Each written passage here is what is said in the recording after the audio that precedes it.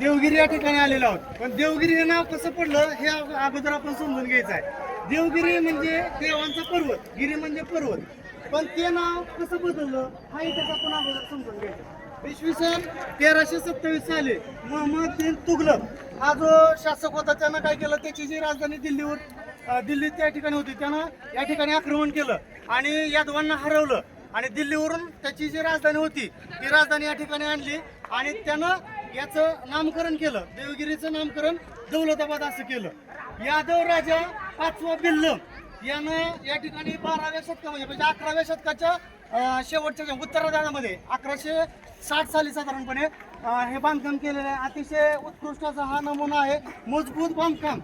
आणि त्यावेळेची जी संरक्षण प्रणाली होती ती अतिशय उत्कृष्ट होती. त्यामध्ये आपण जर बघितलं तर जे आता खालून आपण जे बघत आलो ते जे मोठे मोठे दरवाजे होते त्याला या ठिकाणी लोखंडी खिळे होते.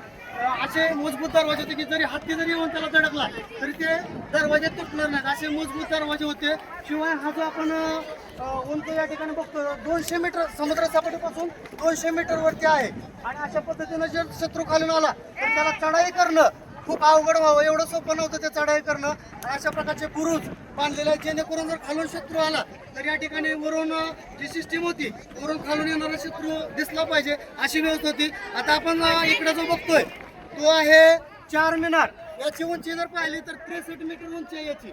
आणि वर बघा एकदम त्याच्यावरती चंद्र दिसतोय. सगळ्यांना दिसलं की चंद्र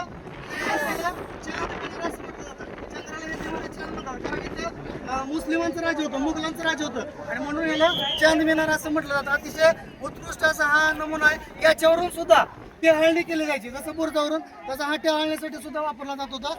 यानंतर आपण खाली बघितलं की जे काही तोफांचे हे होते रणगाडे होते तशा पद्धतीने त्यामध्ये इथं एक तोफ लावलेली असायची, तिला मेंढा तोफ असं म्हटलं जातं. तिला मेंढा तोफच असं काय म्हटलं जात होतं तर ती तोफ जी होती ती मेंढीच्या तोंडाचा जसा आकार असतो तशा प्रकारे त्या तोफेचा आकार होता.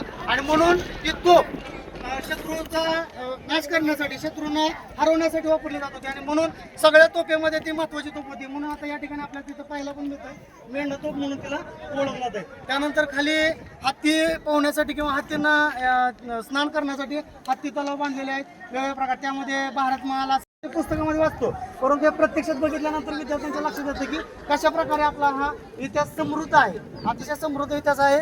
त्यानंतर तसं पाहिलं तर हा किल्ला अभेद्य आहे. जसं आपला जंजिरा कधीही जिंकता आला नाही.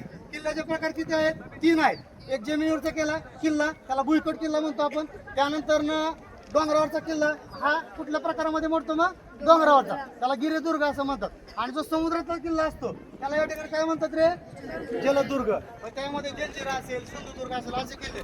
आणि शिवाजी महाराजांनी सुद्धा असे त्यावेळेची आरमाराची रचना केलेली आपण बघतोय. म्हणजे शिवाजी महाराजांच्याही पूर्वी शिवाजी महाराज 16व्या शतकामध्ये होते पण हे 12व्या शतकातला आहे. अगदी शिवाजी महाराजांच्या 400 वर्षापूर्वीचा किल्ला आहे. अगदी आवर्चीन प्राचीन किल्ला आहे.